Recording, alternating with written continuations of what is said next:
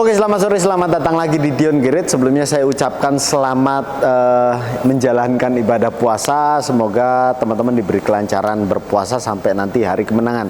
Dan untuk sore ini kita mau bahas satu motor yang luar biasa baiknya dari segi performa, desain, dan semuanya saya suka karena motor ini selain mahal, tapi performa yang didapat dan fitur yang didapat itu worth it banget dengan harganya. Ini dia motornya, Kawasaki Ninja H2 2023.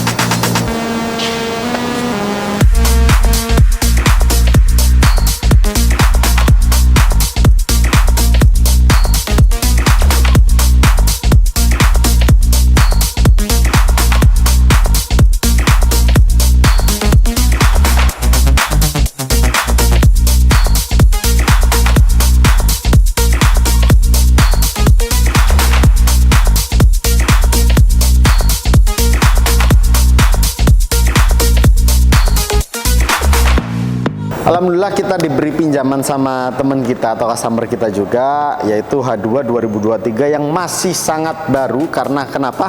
Odonya masih jalan 100 km dan udah dimodif yang luar biasa menggelontorkan uangnya. Karena modif-modif kayak velg rotobox sama halal perintilan kayak gini, ini saya rasa udah hampir 200 juta untuk H2 ini. Di lain motornya itu langka, mahal, modifannya juga udah luar biasa mahal banget. Jadi saya bersyukur banget punya teman atau customer yang mau menjamin H2-nya untuk kita review, untuk kita jalan rolling, untuk kita sinematik, untuk kita buat konten. Jadi saya bersyukur banget walaupun belum punya seutuhnya motor ini. Oke, H2 ini sebenarnya diperkenalkan di tahun 2014, pertamanya di EICMA di Milan. Dan dirilis atau dipasarkan di Indonesia sekitar tahun 2015 sampai sekarang. Dan banyak banget tipenya sebenarnya. Ada H2 biasa yang seperti ini dan warnanya ada yang ini dan ada yang karbon. Kemudian ada H2R juga, dan kemudian ada H2 yang versi nakednya atau SX. Itu saya pernah jual di harga sekitar 500 jutaan, 500 juta sampai 600 juta. Kalau misalnya yang seperti ini H2 2023 itu sekitar 900 jutaan. Untuk harga barunya juga sekitar 900 jutaan. Itu full paper yang pasti ya, full paper resmi. Dan kalau misalnya udah ada tambahan seperti ini hampir 200 juta. Jadi mungkin bisa ngabisin sekitar 1,1 miliar untuk satu motor seperti ini. Dan yang saya suka lagi, motor ini punya teknologi pertama di dunia, yaitu supercharge yang sentrifugal, dan itu bener-bener optimal banget untuk mendorong tenaganya yang lebih maksimal dari tenaga motor ini. Jadi ya, this is Kawasaki H2 yang saya idam-idamkan, karena selain motor ini enak buat di jalan, motor ini juga enak buat dipandang. Oke, pertama kita bahas dari namanya dulu mungkin ya, karena namanya ini terinspirasi dari motor Kawasaki juga, yaitu 750 SS yang di tahun 1972, dan motor itu motor 2 tak. Motor 2 tak yang tenaganya bener-bener luar biasa banget, dan akhirnya dari situ dikeluarin Ninja H2 ini yang punya tenaga luar biasa sekitar 240 HP dengan torsinya sekitar 141 Nm, dan untuk top speednya itu bisa sampai 299 km per jam yang dibatasi dengan teknologinya motor ini sendiri. Kalau misalnya pembatas atau limiternya ini dilepas atau di unlock ya bahasanya, itu bisa sampai 330 sampai 337 km per jam untuk motor. Jadi motor ini udah luar biasa kenceng banget. Saya juga pernah pakai untuk di Mandalika, itu Kawasaki H2R. Itu emang untuk belok agak sedikit kesusahan. Saya kurang tahu karena saya juga sebelum-sebelumnya pakai Kawasaki atau pakai Yamaha dan Ducati kalau untuk track day di Mandalika. Tapi waktu itu saya coba untuk pakai H2R karena mungkin tidak terbiasa, jadi agak kaku pembawaannya. Oke, untuk bagian depannya ini sebenarnya udah diganti juga kayak spion, sama windshieldnya udah pakai Puig, dan velgnya juga udah pakai rotobox bullet yang dimana ini karbon militeri, jadi sudah sertifikasi by DOTI juga ya. Jadi ada DOTI sama JWL. Jadi ini standar karbon yang benar-benar udah luar biasa tingkatnya, tiernya karbon. Jadi treatmentnya sebenarnya sama aja dengan velg alloy. Kalau misalnya teman-teman lebih khawatir dengan velg karbon peyang, kalau misalnya pakai rotobox saya rasa enggak ya, karena rotobox ini emang udah ada standarnya sendiri yang luar biasa bagusnya. Kemudian BBK udah pakai Brembo dan standarnya sudah pakai Öhlins untuk belakangnya. Steering damper juga sudah Öhlins, jadi cuma beberapa part yang diganti tapi udah luar biasa keren dan ganteng banget. Dan untuk beratnya ini cukup lumayan berat ya, di 238 kg, tapi kalau menggunakan velg alloy. Sementara ini velgnya pakai rotobox mungkin bisa berkurang sekitar ya lumayan gede ya, karena ini karbon. Jadi bisa menyusut untuk beratnya dan bisa membantu untuk mengoptimalkan dan memaksimalkan dari tenaga motor ini.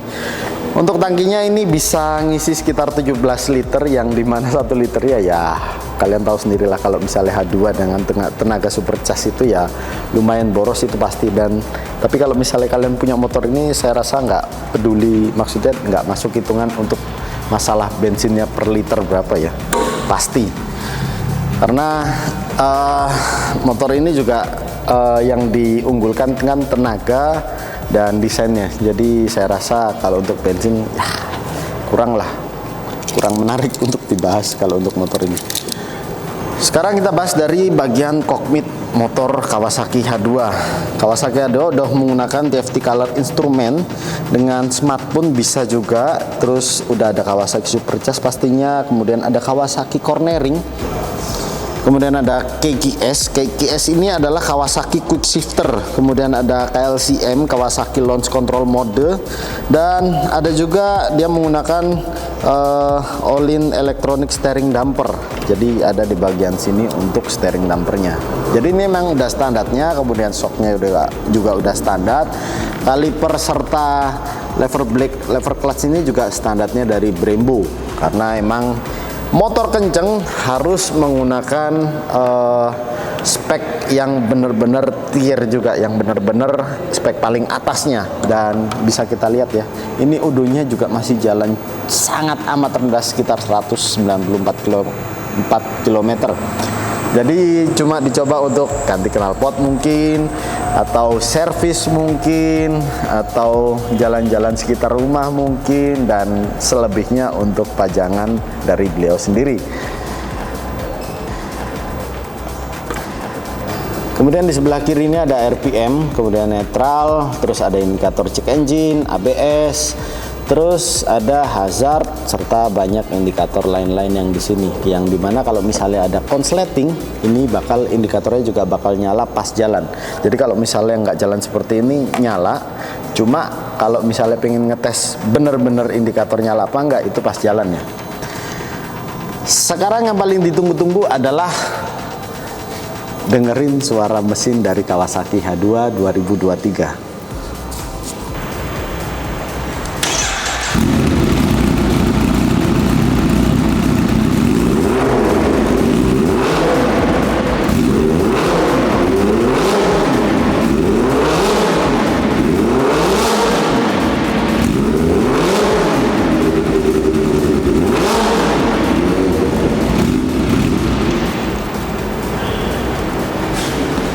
Oke, terima kasih buat teman-teman yang udah nonton video ini dari awal sampai akhir, dan silakan kalian ketik di kolom komentar, kasih masukan ketika saya review di Kawasaki Ninja H2 ini, karena saya juga perlu sedikit banyak belajar tentang Kawasaki H2 yang motor yang luar biasa kerennya. Ini motor, salah satu motor impian saya yang harus ada di rumah suatu saat nanti.